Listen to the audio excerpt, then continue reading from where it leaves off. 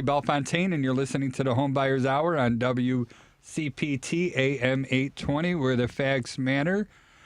And what we are going to do today is talk about, Patrick is going to end up talking about taxes that come in there. I'm sorry, I drew a little bit of a blank. Joey is going to be talking about what's going on in the interest rates. And I got the most exciting subject in the world, which we're going to be talking about sewer scopings and looking at other people's poops. I know Devin Tingle, our producer's over here with his hands in his air, you know, making sure that everybody sees stuff. So you can pretend like indoor plumbing is not important, but I'm not going to pretend.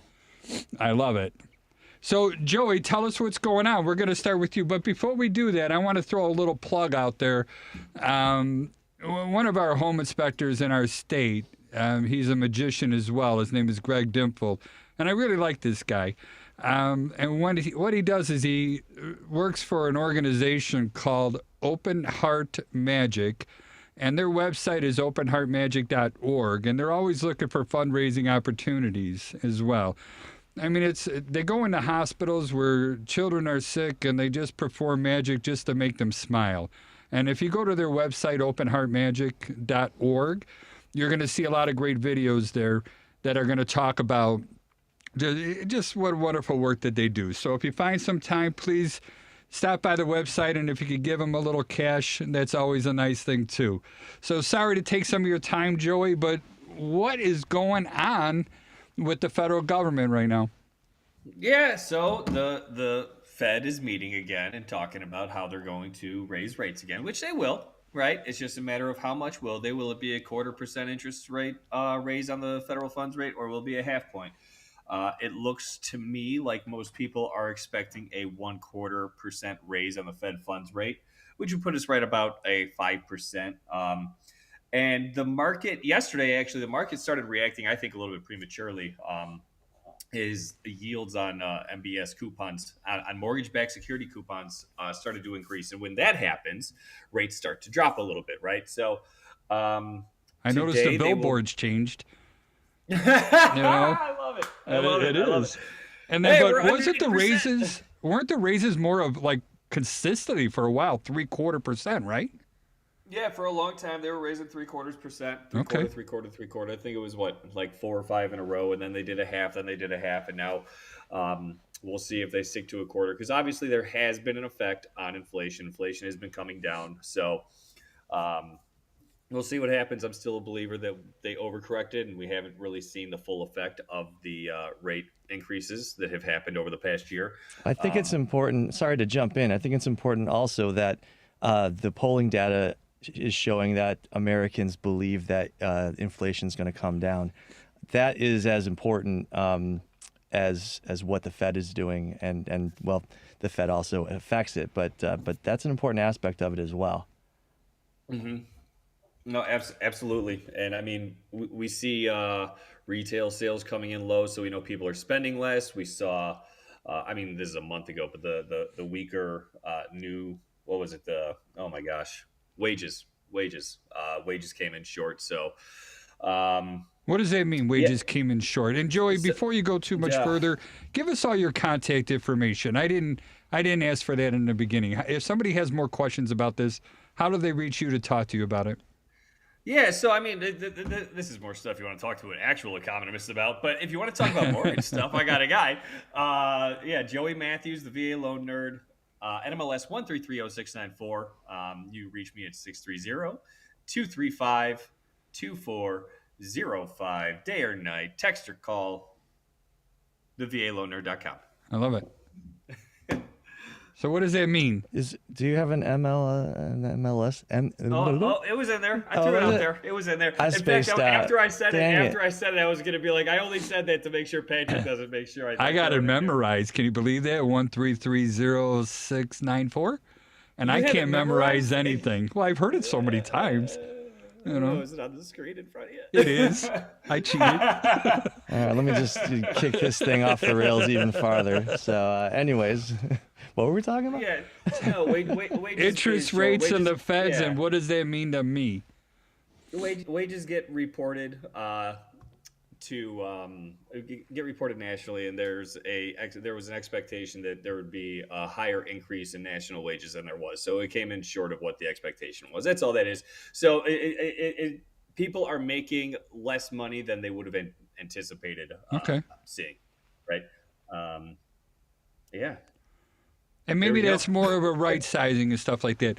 So, but what does that mean to home buyers with the Fed interest rates and I've seen on the billboards where things have gone down. You know, I mean, there was a time when they were in the high sixes, and now Yeah, I'm seeing advertisements for under six. I've seen over yeah, high over fives. 7. You've seen over seven Yeah, before. I I have. might have missed those. So if Oh my somebody gosh. bought it at that on the time, what are they paperwork, doing with not- you?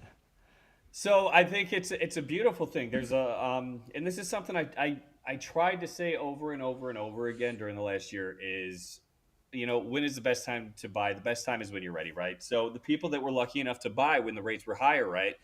They have the ability to refinance to the lower rates that are available today, or refi when they go even lower, which is entirely possible. Um, and the value is still going to be there because what's happening now, rates are a little bit down. They go under 6, and now people are getting into bidding wars again. So the value isn't changing. The value, if anything, we're going to see values rise again. We're going to see bidding wars again, and it's just coming so full circle. I want to wait until interest rates are lower. I want to wait until home values drop. I want to wait until interest. I mean, you can't have both, right? And Yeah. it's just not the way it's going to work. So the people that did buy, and they were able to negotiate, they got those higher rates that they could still afford. I mean, now they also get to reap the benefits of having a lower payment and still being in the same house and having value again. So yeah, I mean, you can lead a horse to water at the end of the day, right? So Well, Yeah, go ahead. we're so, I think, accustomed to buying things, at least big ticket items, based on what it's going to cost per month, because I Yeah. think that's just what our minds have an easier time understanding than the full value. If you put a stack of dollars in front of me and said it's $500,000, I guess I'd have no choice but to believe you, because my mind can't wrap itself around such a high amount of money. But when if you didn't pay the premium that people were paying back in, say, July of 2021, or even early 2022, once you do get into that lower rate, and certainly when you go to sell, you're going to be super happy that you took a contrarian viewpoint on the real estate market and didn't just follow everyone else. yeah. So I got a question Yeah. for you, Joey, one that I'm sure that you get asked a lot. When should I refinance? Should it be a 1/8 drop, a quarter, half? So When's a good time? it's a bit of a loaded question. At the end of the day, it's when numbers make sense to you, and you have to talk to a mortgage nerd to make sure the numbers make sense, right? It's not necessarily how much of a drop in rate, but it's also how much has your home appreciated. So if you put 3% down, you're paying PMI. Are you going to be able to get rid of your PMI? Things of that nature. If you have an FHA loan, your credit has improved, or for whatever reason you didn't go FHA conventional at that time, refinancing into a conventional loan, potentially having a lower payment overall, because when you're looking at a conventional loan with less than 20% down, you have to look at your APR, because that's your true interest rate is based on your APR, which includes your PMI number. PMI being private mortgage insurance. That's the amount of money you pay every month to make sure that the bank is taken care of in case you go into default. That's right. It does not take care of you. It takes care of your lender. But so, I mean, there's a million reasons to refinance. I mean, are you going through a tough time financially? Do you need cash out? Do you need to consolidate debt? There's a million reasons to refinance. So, I mean, even in a higher rate environment, I've only done a few refinances in the last year, but I had a situation where I was able to help save someone $1,000 a month in monthly debt payments, even though the rate on their home went up. So there's a lot of All right, factors. you need to that go- explain that to me. Both Patrick and I looked at each other, and we want to throw the BS flag at you on that one. Hey, How do you do can that? PMI can be an absolute bear. Really? Well, Yeah. PMI, I mean, yeah, if you're looking at an FHA loan, and it's a set factor, if you're putting less than 10% or less than 5% down, it's called 85 bips, and that is 85 basis points, which is 0.85 of 1%, right? And that number is applied to your total loan balance divided by 12, right? and that's how they figure out what your mortgage insurance premium is on FHA, and that's a high number. So when you're going the conventional route and you have credit above, say, 720, typically your factor is going to be significantly lower than it would be on FHA, which again is a set factor by the government. And the other thing with FHA is if you're putting less than 10% down, it's on there for the life of the loan. So if you're in there for 30 years and you never refinance, you would have paid MIP for 30 years. How do you get that removed, or is there a process to have it removed? With FHA, you got to refinance. You That's got to the only refinance way. to a conventional, Yeah, if you put route. less than 10% down.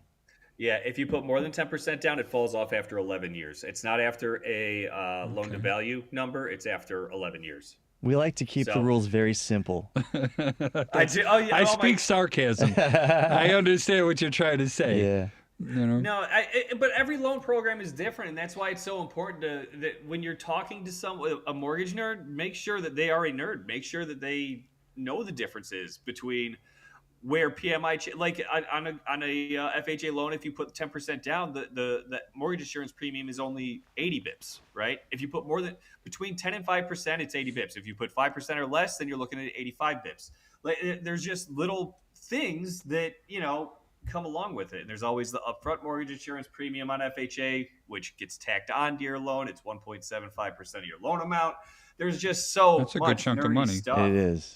It can be. And the FHA loans are a great program, especially if you're going to be an investor buying a potentially 4-unit property. There's some caveats to that too, because there's a self-sufficiency test that a unit has to pass. And right now it's not very easy to pass self-sufficiency with FHA.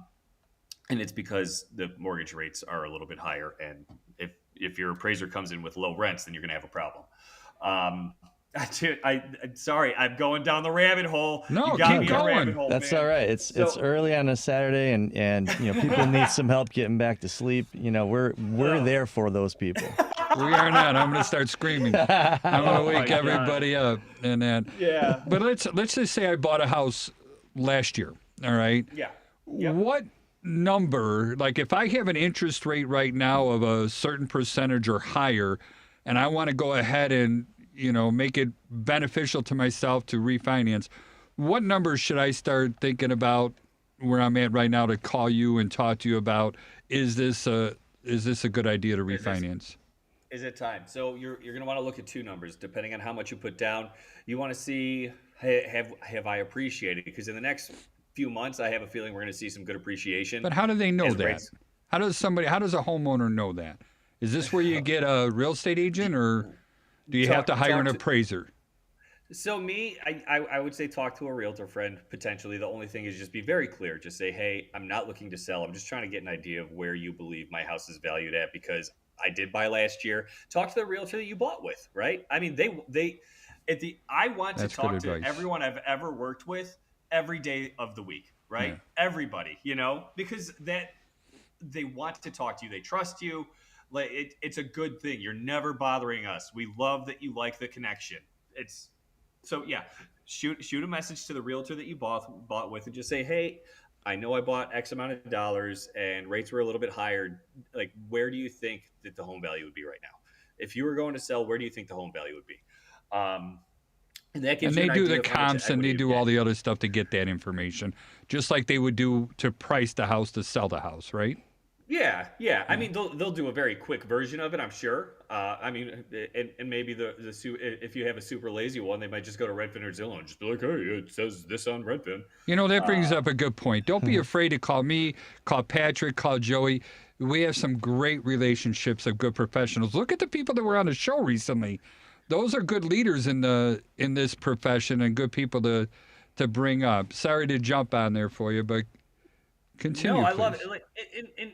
That's why I love being on this, is because I see how much everyone that we bring on, and you guys yourselves, like how much you care about I agree. everyone that we're working with. I noticed that Yeah, too. it's refreshing amazing. to hear it from people. Joey, what you're saying about please call us anytime.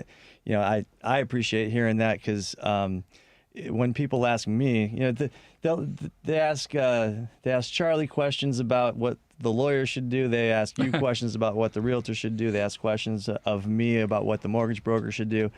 And what I always say is, look, if you have any thought that, let's say rates have gone down, or you just have your gut instinct tells you that your property is appreciated, give your mortgage broker a call, and they will be happy to speak with you. They want to do more loans for you.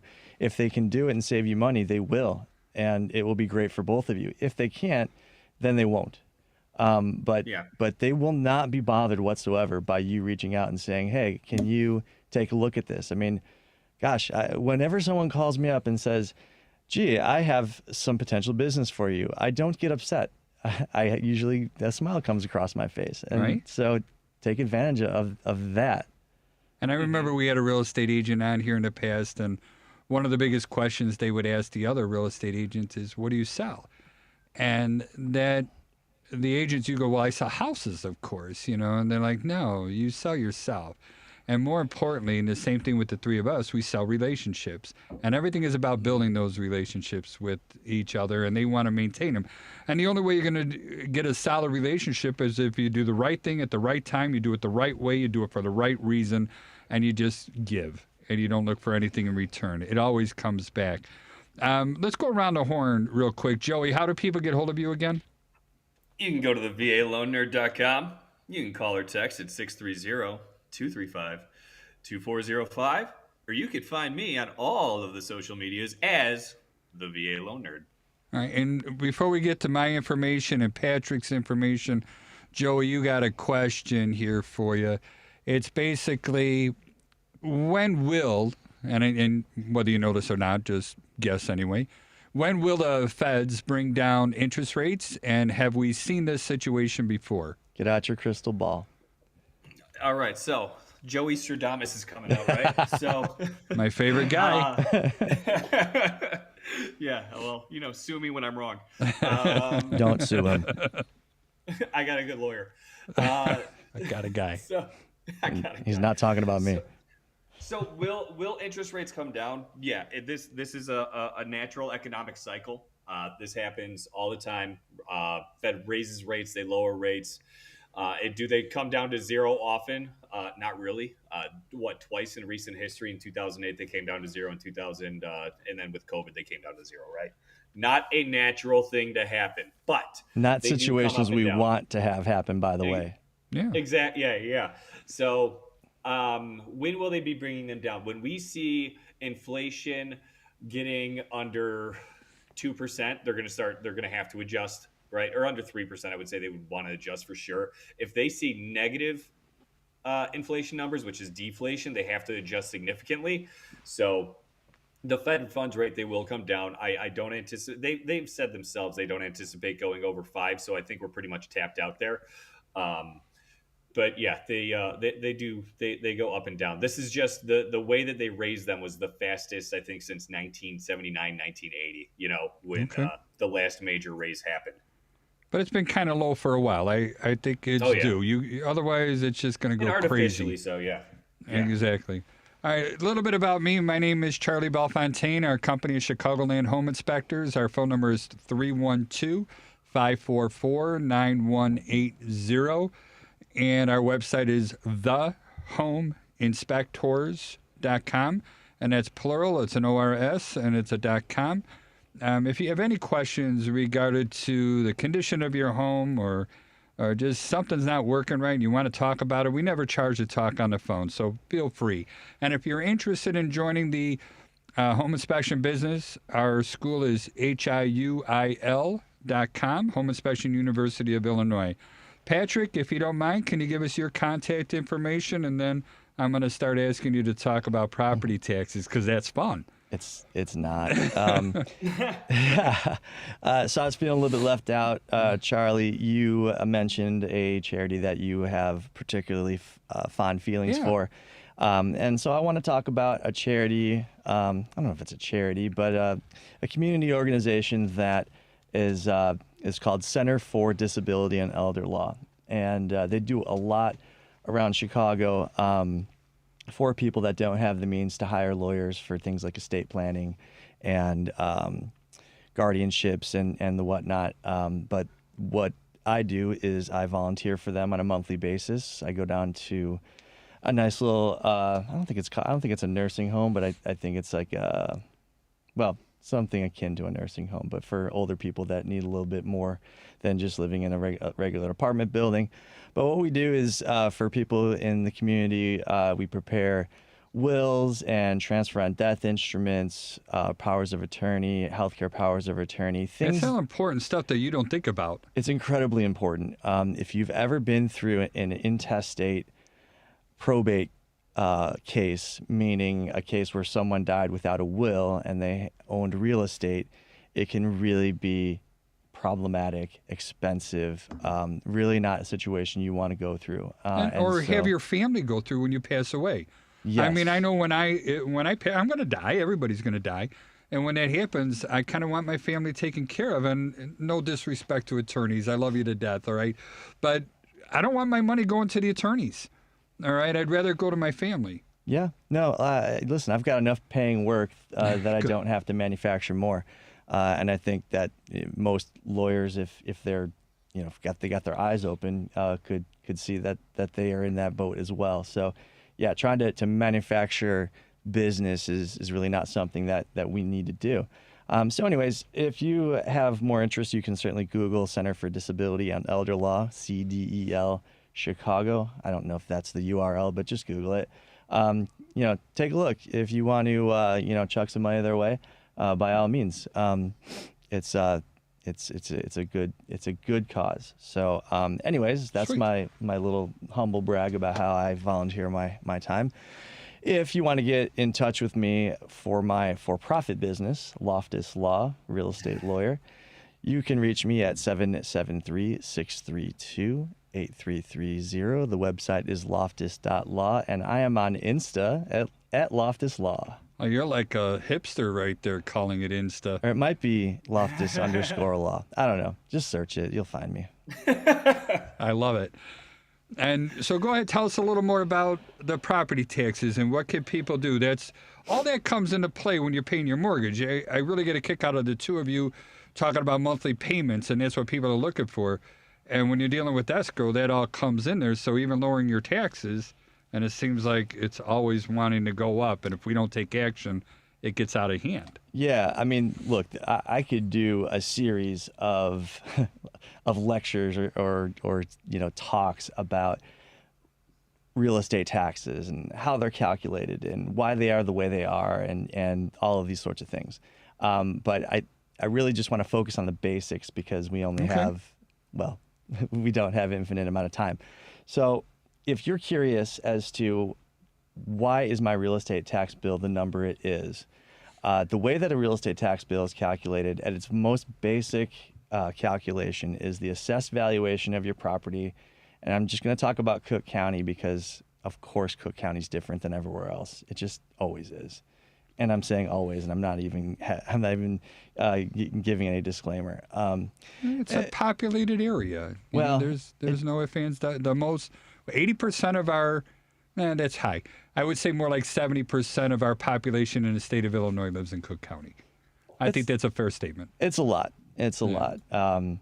That leads me in other directions that I'm going to steer myself back onto the path. So You take the assessed valuation, you multiply it by something called the Cook County equalizer, which is different every year, but it is plus or minus 3. So your assessed valuation is going to be 10% of what the assessor thinks your property's fair market value is over the past 3 years.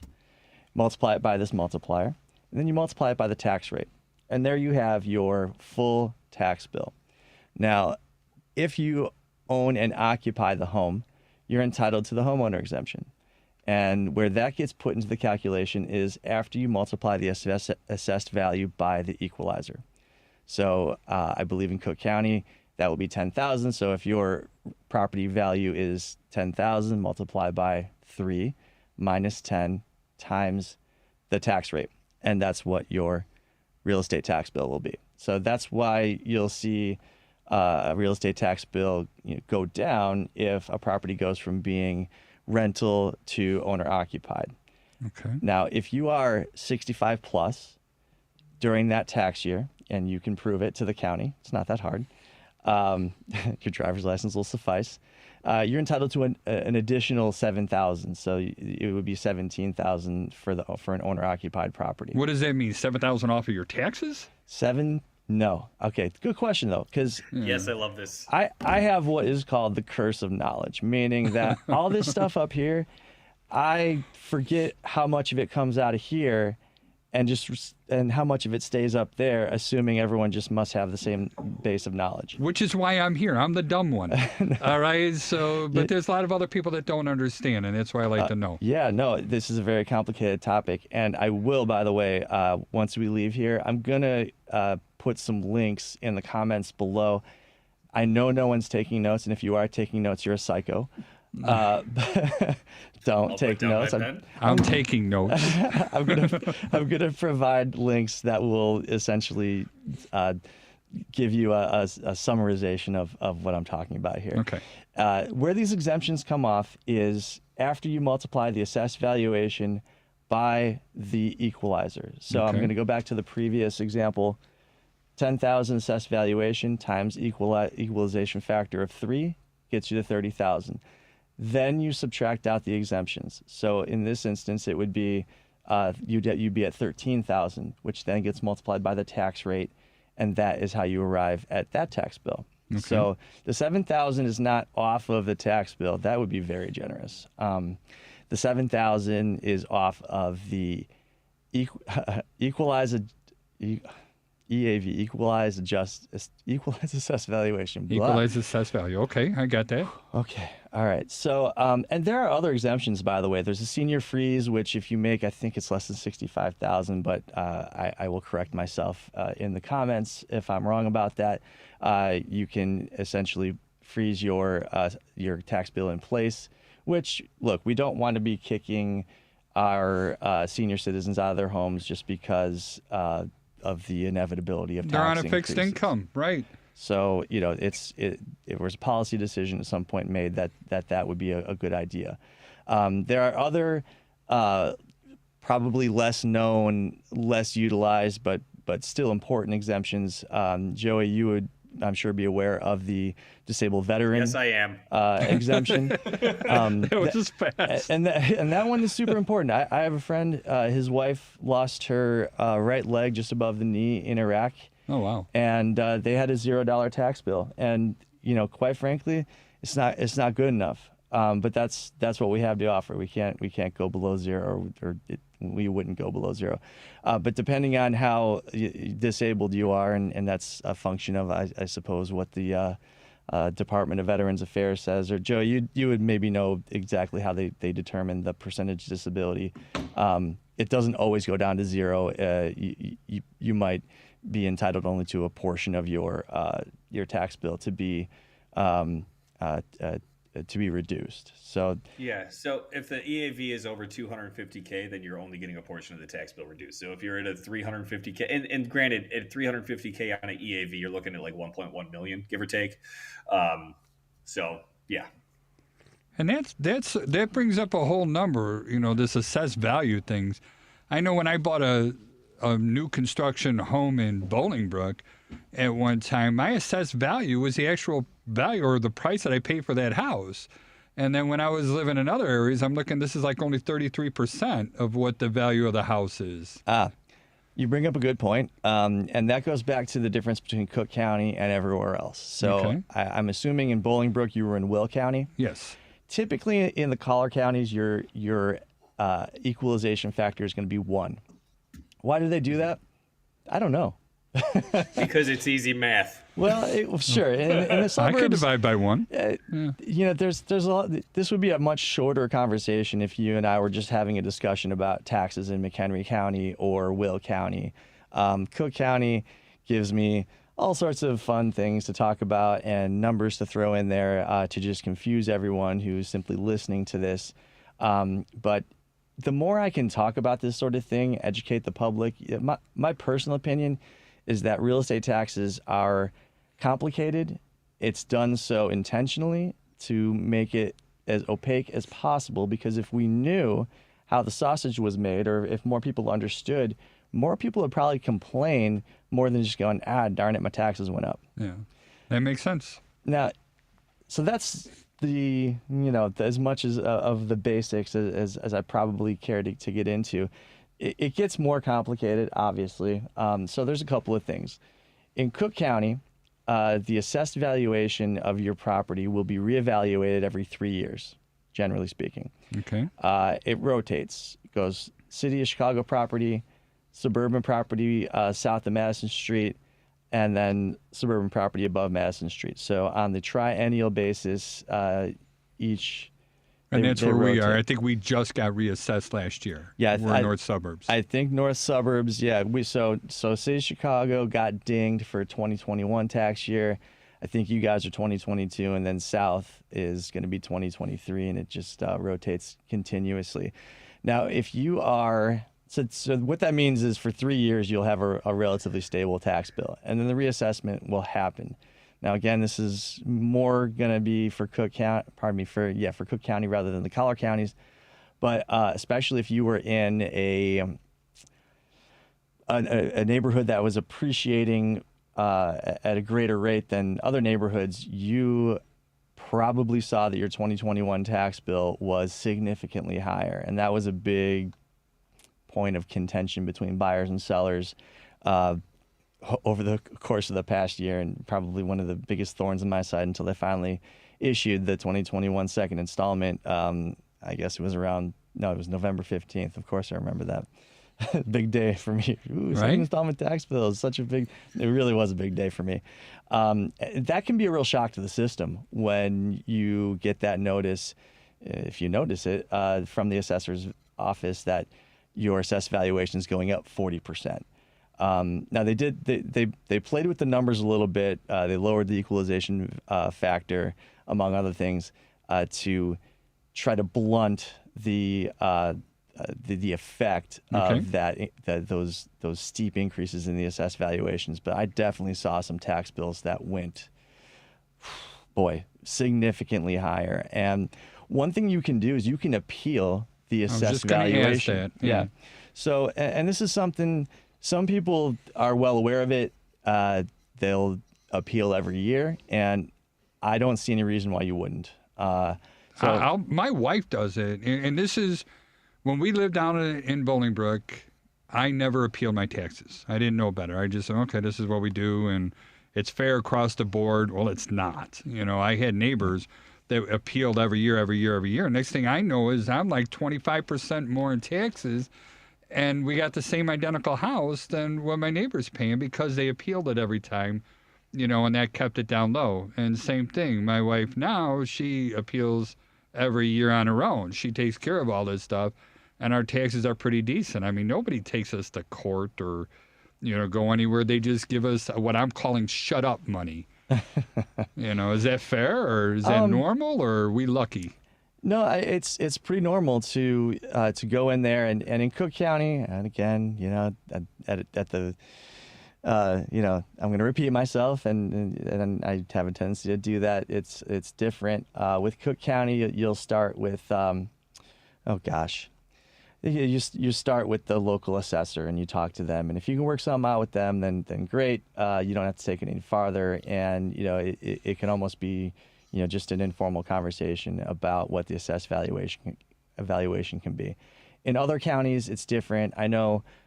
So what you're describing, your experience in Will County, they probably shouldn't have been handling it that way, because if you're in a subdivision where you've got a whole bunch of houses that are effectively the same square footage, same floor plan, roughly the same square footage on the lot, there's no reason why you should just be looking at it and saying, well, the value went down, so we're only going to reduce you. We're not going to reduce all your neighbors just because you filed an appeal. And I know I did one in Kendall County many years ago where I was just like, hey, it's 2010 and they bought the place in 2006. So, then it's Charlie's conspiracy theories. Yeah. That's all there is to it.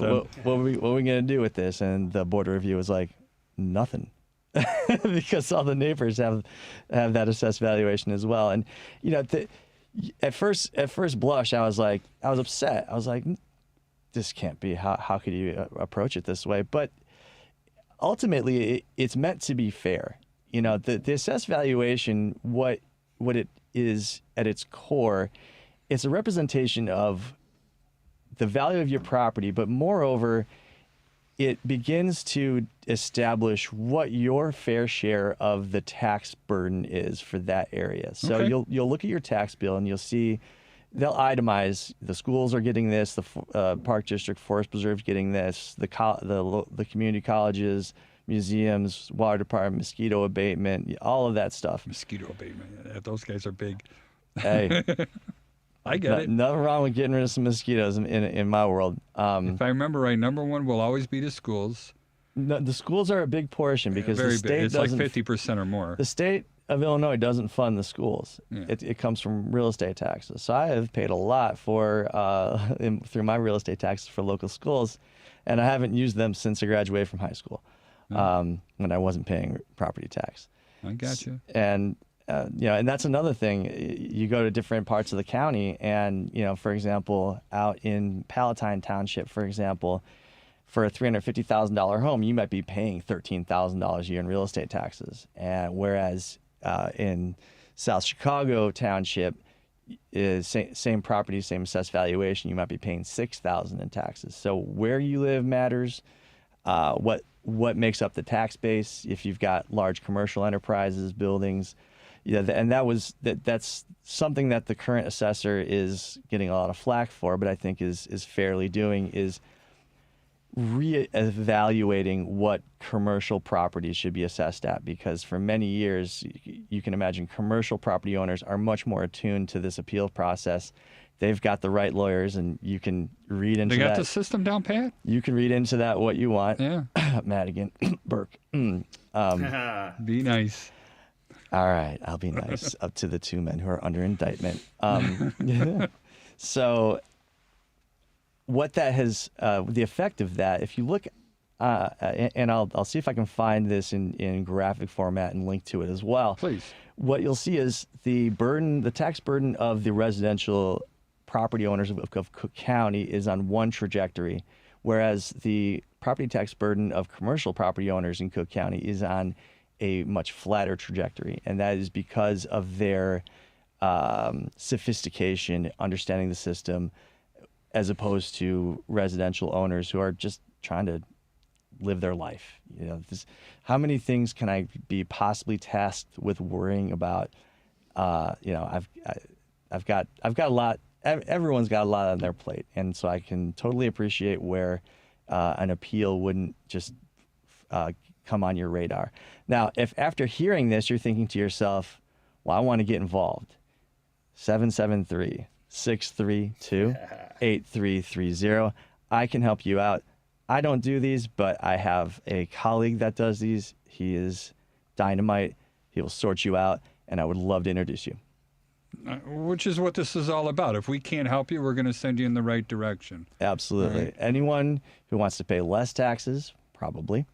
And he'll tell you if he doesn't think that you're a good candidate for an appeal. Let's say your assessed valuation is $100,000 less than what you bought the property for last year. He'll probably tell you, let's wait a year or so. Let's wait till the next reassessment. That it may not be the right opportunity, but Has anybody ever appealed and their taxes went up? in theory, it's possible. I cannot think of a case when that would happen. You get one hell of a complaint call, that's for sure. It would be a 1-star to our tax assessor's office. I'd be like, you know? bueno. No inglés. I understand that completely.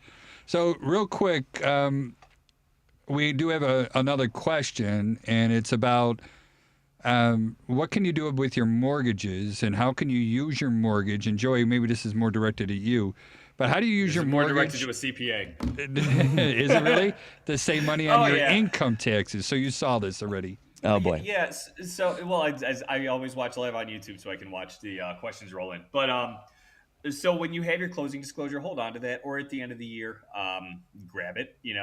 From your lender, reach out and say, hey, can I get a copy of my closing disclosure? Because there's things on your CD. The closing disclosure is a CD that you can write off. Your prepaid interest you can write off. You can write off any sort of origination or discount, things of that nature. But at the end of the day, make sure you're bringing your closing disclosure, whether you bought or refinanced, to your tax person.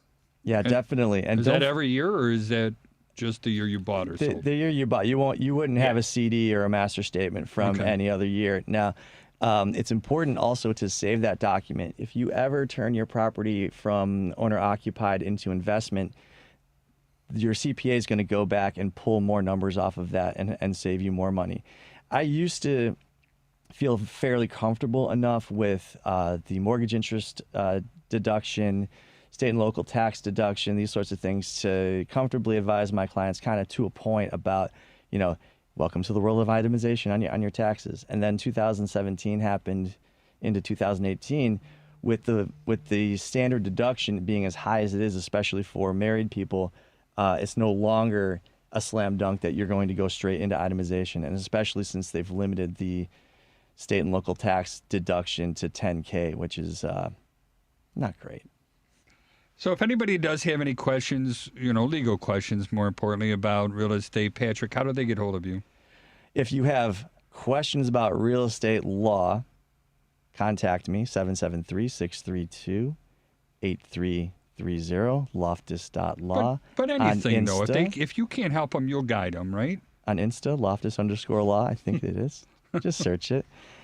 If you have questions about income tax, talk to your tax professional, or you'll call me anyway, and I will lead you to the tax professional, because I'm not qualified to give tax advice. No, but we have networks, and we have people that we value and we trust, and we could definitely guide them in the right direction. Yeah, don't Google it. Oh my goodness, this is the sort of thing, and Google's gotten worse and worse because it's more and more focused on making money. So, trying to find a professional of any kind on Google is an absolute minefield, and one in which you're likely to step on a mine, quite frankly. So yeah, contact us. We've got the old school Rolodex that we'll flip right through that bad boy. I do. And we'll get you sorted. I love it. And Joey, how do they get hold of you if they have any questions?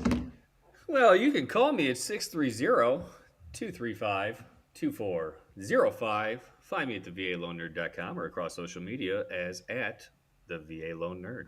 I love it. And you got the most romantic voice in the world. There's no ifs, ands, buts about it. Only for when I'm talking about that stuff. I love it. And I'm Charlie Belfontaine, and our business is Chicagoland Home Inspectors. Our website is www.thehomeinspectors, that's plural, ORS.com. And our phone number is 312-544-9180. And our school site is Home Inspection University of Illinois, HIUIL.com. And don't forget openheartmagic.org. These guys are phenomenal, and they can always use a little bit of extra money and stuff like that. Guess what time it is? He's just saying it's my turn to chit chat about talking about poops. So, you know what though? In all reality, I've seen. We added on sewer This is a scope. Ninja Turtle. I don't think this is a poop. He drew a picture of a poop and he showed it to me, and I'm like, "What are you doing that for?" And then it hit me. So we added sewer scopes onto our services. I want to say about 3-4 years ago. Right now, we got about a dozen cameras in our system, and it's pretty amazing. Now, we only do sewer scopes when we're doing home inspections. All right, the state of Illinois licenses plumbers, and they're very strict about only plumbers can inspect plumbing systems. However, we have it in our law, the home inspector law, that allows us to describe in detail the plumbing system, and we could use any tools that we want in order to do so. So we only do sewer scopes when it's done through a home inspection. And the biggest catch, or the biggest question I get, and I am not a hard salesman, I need to get that out in the open. The biggest question, I guess, is it needed? And everything always comes back to Patrick's nodding his head, yes, it's always needed. And I'm going to disagree a little bit. I don't think it is always needed. In all of our decisions when it comes to products that we purchase or services that we hire, is how much am I spending? What's my risk? And then also, what's my reward? What can come back and save me? Now, most of the houses that we have here in the Chicagoland area, especially anything that's been built before the 80s, I would say the 80s to 90s was switchover, and then 90s everything is PVC. But most of our housing stock is going to have a clay tiled sewer lateral going out to the street sewers. So what that means is underground, they're going to take clay tiles. They're going to be basically the same type of material that they use for the chimney flues. If you see something orange coming out of the top of that, that's what they're using underground.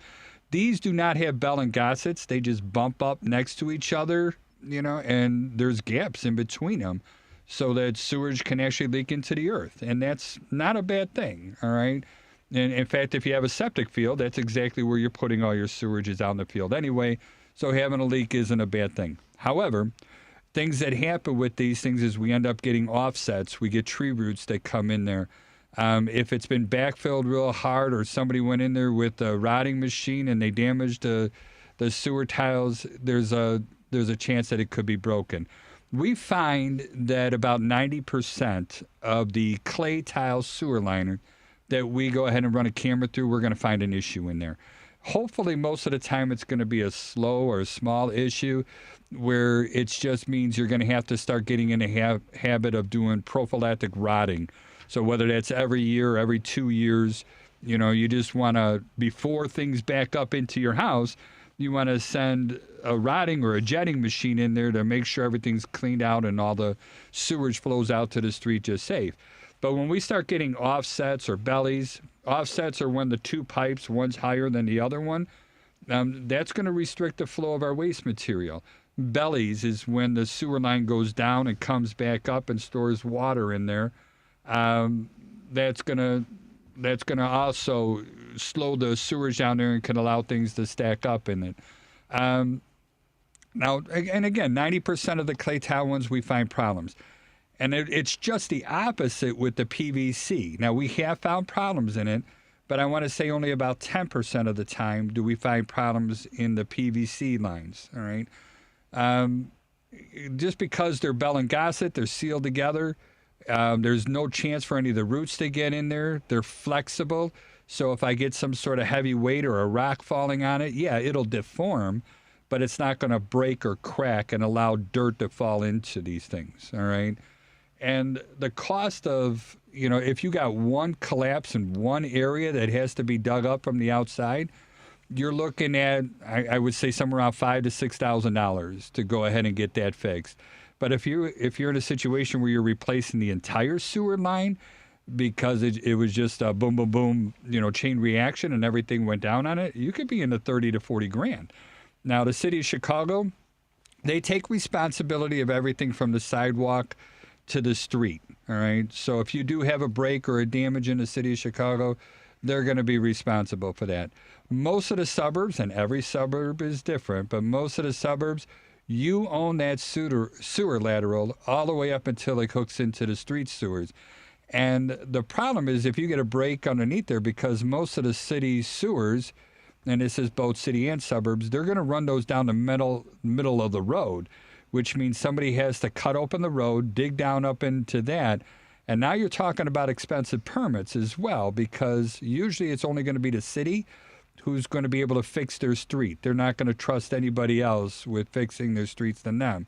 So I know when we put a new water line in our community, we ended up with, I want to say it was like a $13,000 permit. All right. And that was after we decided to make smaller holes. That's just the permit. That's the permit only. No one's done any work. No. You're 13 grand and you just got the piece of paper. Yeah. And I think we were like another 10, 12 grand for them to bore underneath and pull in a new water line to the house. And I know last week I talked a little bit about the lead water lines and replacing them to copper. But now the waste lines going out there is more important. And if it doesn't work, well, that stuff's coming back into your home, and that's just not healthy, obviously. We can't have that. Yeah, you're not selling me on not getting a scope for. I mean, I suppose you've said the PVC is much less problematic. I mean, the way I see it, if it's Mother Nature versus something that's man-made, usually Mother Nature's going to win. And what I'm saying there is, you got trees in your yard. Your trees have roots, and the roots are going to grow, and they're going to grow wherever they feel like. Yeah. And that's why when you put that camera in there, you're going to see it looks like, some kind of I Looks don't know. like tonsils, It to looks be like an honest with alien you. world with Yeah. all sorts of little, you know. We actually had a rat crawl up the sewer one time and was looking us straight in the camera. You know, and yeah, I love your eyes right you now. almost got the first swear word out of me since I started doing this. No, I love it. But, you know, and there's other options. You don't necessarily have to replace the sewer line where it comes into it. So, you know, they have liners that they could put in there. Or you could do the, you know, rotting is not outrageous. You're looking at $500. And especially if there's no backup, it's just having somebody come out there once or twice, you know, once a year or once every 2 years, just to make sure it's safe is not a bad thing. But I hear what you're saying. You know, so how does our clients know? All right, and this is not 100% true, but I would say it's about 90% true. If I have a black cast iron pipe that goes through the sidewall or goes into the earth, there's a high percentage chance that I'm going to have clay tile sewer liners. If I have a white PVC pipe that goes into the earth or out the sidewall, then there's a 90% chance that I'm going to have a PVC lateral that comes in there. Is that fair? You know? You are the expert. You know, so, you know, the real thing is I'm going to spend $350 plus or minus, and, you know, the prices go up and down depending on the different service provider. Whether or not I want to get a sewer scope done and see what it is in there versus the risk that if something is bad, I'm going to be spending a minimum of $6,000 basically to get it fixed. Right, and not including the damage caused by the sewer backup, both emotional and to your stuff. No, I got you on there. So we're running out of time right now, and I'd like to go around the horn and just do a couple more things. And Patrick, if you don't mind, give us your contact information again. My contact information again is 773-632-8330. You can see my website, loftus.law, and I'm on Insta, Loftus_law. And what was the name of that nonprofit organization that helps the elderly? The Center for Disability and Elder Law, CDEL. And we're going to put a link onto our stuff. And we're building a website right now. It's going to be called the HomeBuyersHour.com. And so we're going to start pushing everything towards that real soon, and we'll keep a list of all this stuff there. Joey, how do people get hold of you? Well, you can reach me at 630-235-2405. Find me at thevaloannerd.com. Find me on social medias as at @theVALoanNerd. And I'm also going to throw out a nonprofit organization that I love. It is called The Yard Foundation. You can find them at theyardfoundation.com. They support first responders typically when something awful happens. And please, Joey, send us a link, and we want to make sure we get that included in all this as well. And again, my name is Charlie Belfontaine. I own Chicagoland Home Inspectors. Our phone number is 312-544-9180. Our website is www.thehomeinspectors.com. And our school site is Home Inspection University of Illinois, www.hiuil.com. And Open Heart Magic, please, openheartmagic.org. Please look them up. And if you could afford to spend some money, please do so. Special thank you to Devin Tingle. He's our producer here, and he makes everything work. And my number one fan, Bernie, I know you're listening. So take care of everybody. And this is Charlie, and I am out.